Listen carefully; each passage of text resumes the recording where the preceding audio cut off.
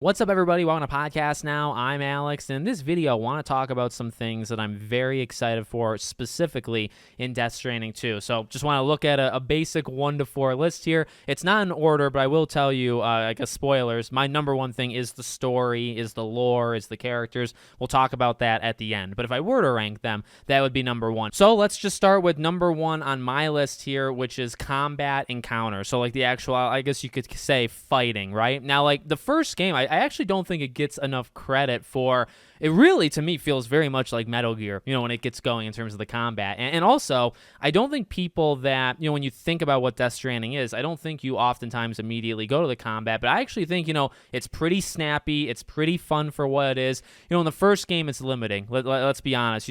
They have ways of handling situations, but, especially, and I've talked about this before, the way that I've played the first game was largely stealth. I used motorcycle, I used, the best, kind of skeletons that I had for the different terrains, get from point A to point B, avoid the BTs at all costs, fight the bosses, right? Like Higgs towards the end, the whale when you're making your way back from west to east. You have those big fights, and that was pretty much it. If I were to get caught, I didn't even fight. I just kind of let them take me at that point. So I'm very excited to see, because we know that has been elevated, and we also know that the ways of being able to pick what you do on the move, that has changed too. I want to talk about that in a second, but specifically, we saw the Neil encounter number one, it seemed like, right? So I want to see if there's any more dynamics to that one. And oftentimes we'll see these kind of short clips of those samurais and just Sam fighting them on the fly. I'm really excited to see how much fighting there is. I don't need it to be all fight. I'm not here to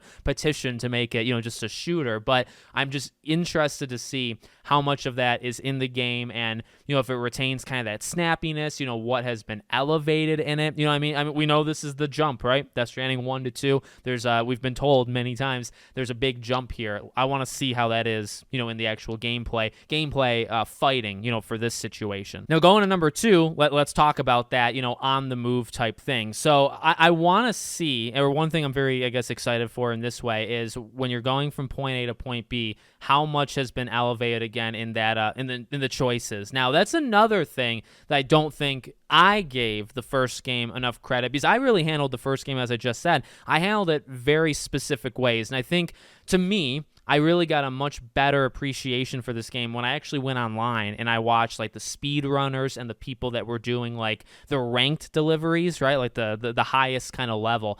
Those people are on a different planet. Those people, they stretch what's possible in the first game, utilizing the double jump and utilizing the bridge and utilizing the zip lines. Again, the way I played it was rather simplistic, and I was fine with it. I was not complaining. I was using my motorcycle to go over snowy cliffs, and I probably shouldn't have even done that anyway, but I did, right? I made it work, and I think, and that's the appreciation I kind of got for the situational deliveries in the first game, is you do have choices. Okay, taking that, right? What are the options now, right? How much can you elevate that where you have all of these different paths to get from point A to point B, and not just paths, but also literal ways of doing it, right? The floating containers, all of the newest trailer that they posted of Death Stranding, kind of gameplay specific, was about deliveries, right? And just the different ways of you can get packages from point A to point B.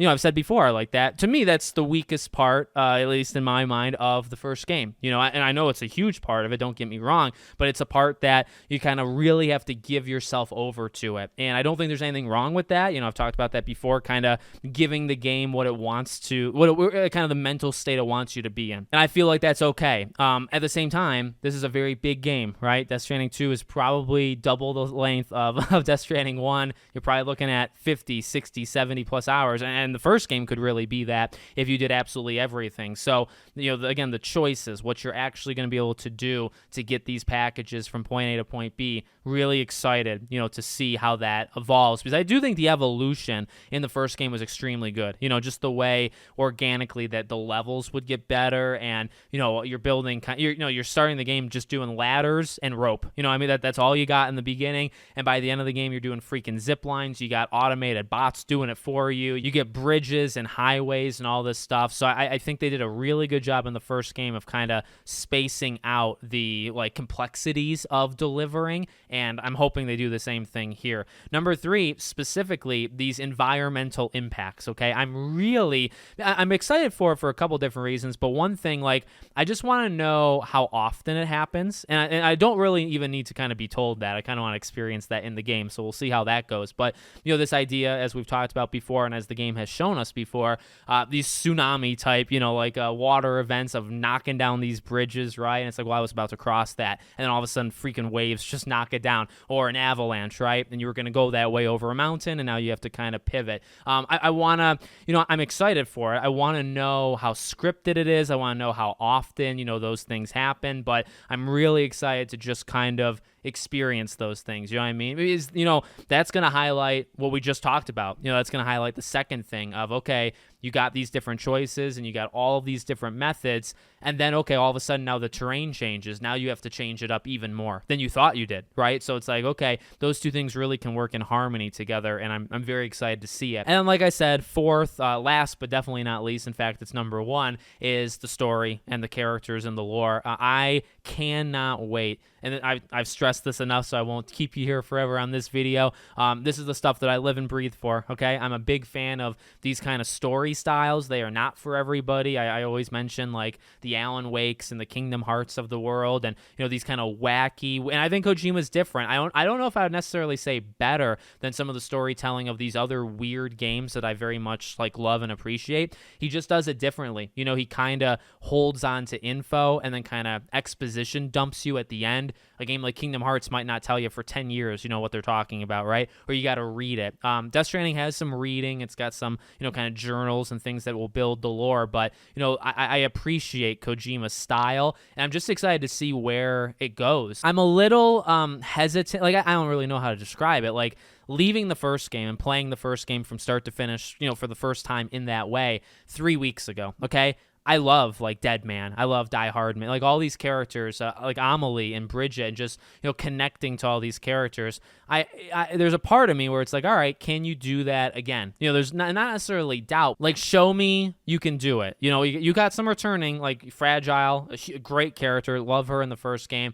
Seemingly has a pretty big role to play here. Elle Fanning as Tamara. We've already talked about her. Higgs returning, right? You got some familiar faces. I'm probably more excited to see them, honestly, than the new faces, but then you have characters, like I said, the Elle Fanning's Tomorrow, like the potential, the sky's the limit, right, with somebody like her. So I'm just really excited to see where they push the story, just to get more of the, I think, really, really good acting and just more of this convoluted, wacky world. It's stuff, again, like I really gravitate to these types of stories, and above all else, that's what's going to carry this game for me, whether I am going to connect to the combat and the deliveries and, my feelings on one, my feelings on the second game. The thread that connects them, I think, is the performances, the characters, the lore, all that stuff. That stuff I'm just so freaking excited to experience here. So let me know what you guys think in the comments. Make sure, as always, you're subscribed to the channel, bell icon turned on, and I hope to see you all on the next one.